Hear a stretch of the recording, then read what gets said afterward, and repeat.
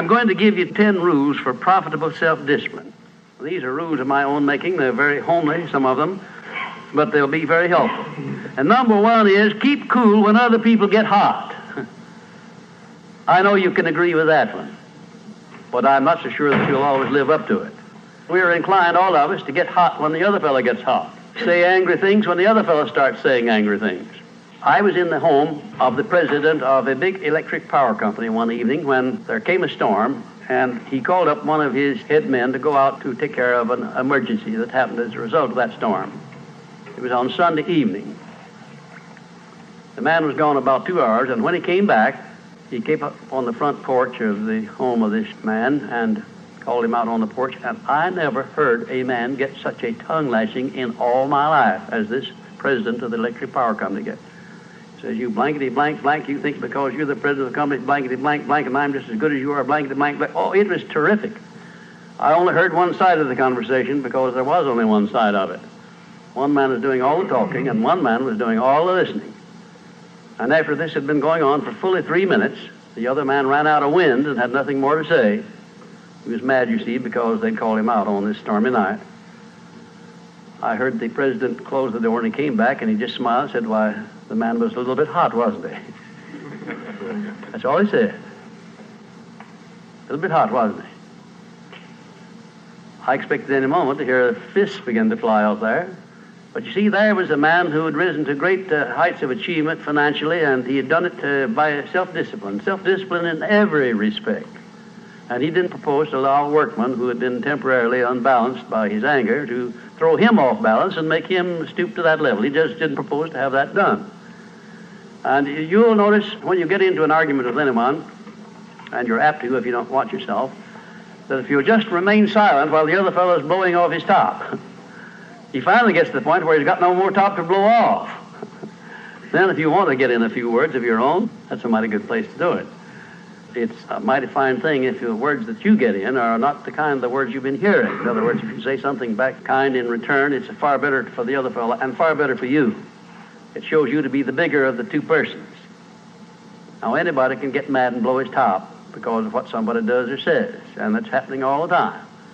But the truly big man, the man who is in charge of himself, he doesn't allow anybody to draw him down to that level of a street brawl or of an argument in harsh words unless he wants to do it.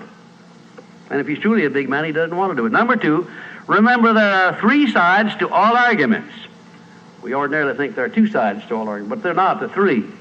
There's your side, there's the other fellow's side, and then there's the right side, which is usually about in the middle of the 2 viewpoints. Remember that when you get into an argument with the other fellow. Don't assume that he's always at fault. Maybe you're partly at fault too. Maybe neither one is totally at fault. The chances are, in all of the arguments I've ever heard, both parties were partly to blame in one way or another. I have never yet heard an argument where one party entirely was to blame, although I suspect there are such arguments at times. Number 3, never give directives to a subordinate when you're angry. If the matter is urgent, then cool off quickly. Number 4, treat all people as nearly as possible as if they were rich relatives from whom you expected to be remembered in their will. Now that's a good one. That's a honey. That is a honey. If you just do that, treat all people as if they were rich relatives from whom you expected to inherit something at their death. And you can do that. You know, if you had a rich relative that had $1 million he was going to leave to you, or you suspected he was going to, it wouldn't make very much difference what he said or did. He would never throw you off balance. You'd never talk back to him, would you? Of course you wouldn't. You'd be quite silly if you did. Keeping quiet for $1 million seems to me to be a very easy price to pay. Number 5, look for the seed of an equivalent benefit in every unpleasant circumstance with which you meet, no matter what the unpleasant circumstance is. Make it a point to discipline yourself so that you look for that seed of an equivalent benefit, and you start looking in connection with the circumstance. Don't wait a week or two till you've all worked yourself up about it. Start right in where you stand. It'll lessen the blow. It'll lessen the hurt of the wound, whatever it happens to be, if you start looking for that seed of an equivalent benefit.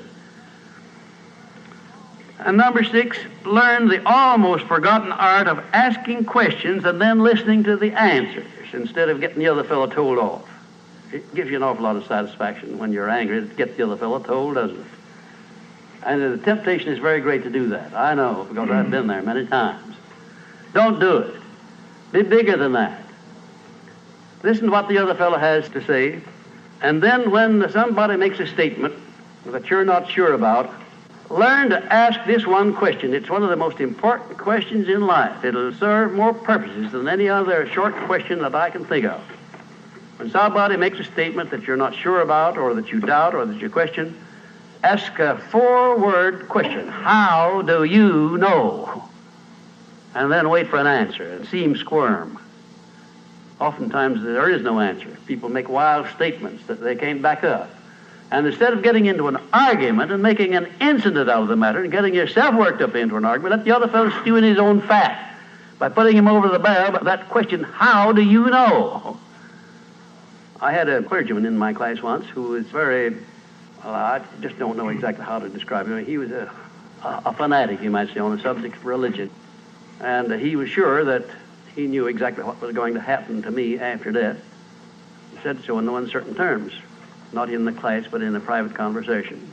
And he raved and ranted for quite a little while about it. And when he got through, I said, how do you know, parson? And that really put him over the barrel. He said, that's the way I feel about it. That's my faith. I said, well, now, having belief and faith is one thing, but having evidence is something else again. How do you know what's going to happen to me after I die? I don't know, and I doubt that you do. How do you know? Well, he never did give me a satisfactory answer. There are a lot of questions that come up in life in connection with which, if you'll ask that one thing, how do you know, you'll find that the other fellow will be off balance, and you don't need to make an incident out of what he says. You don't need to get mad at what he says.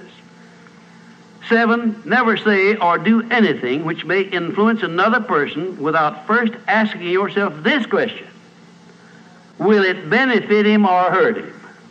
And if it will hurt him, don't do it. Don't say anything or do anything that would hurt another person under any circumstances, no matter how much he may deserve it. Exercise self-discipline. Don't do that, because if you hurt another man, you're going to hurt yourself 10 times as much at least, because that hurt will come back on you. I don't care who you are nor what circumstances you're working under or living under. If you hurt another person, you will be hurt 10 times as much. And if the hurt doesn't come immediately, the rate of interest on that is compound interest on compound interest, and it'll be 100 times as great if you wait long enough.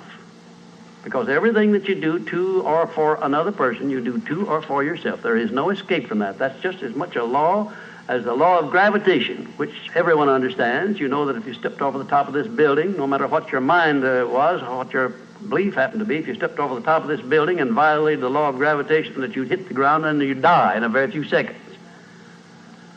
And this law, which brings you back that which you send out, is just as inevitable, just as inexorable as the law of gravitation or any other of nature's laws.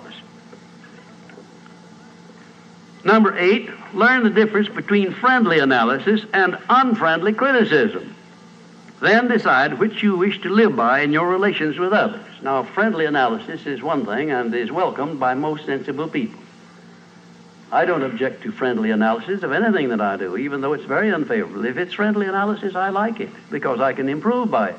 But if it's unfriendly criticism, very obviously unfriendly criticism, and not analysis, well, then I resent it. I wouldn't be human if I didn't. How can I tell whether it's friendly analysis or unfriendly criticism? How would you go about telling? There are a lot of ways you can tell. You can tell by your relationship to the person who's making it, whether it's friendly or unfriendly to begin with. If it's an enemy, obviously I discount it right off the bat, because you almost know it's going to be unfriendly criticism. I can tell also by the tone of voice in which he does it, by the manner in which he does it.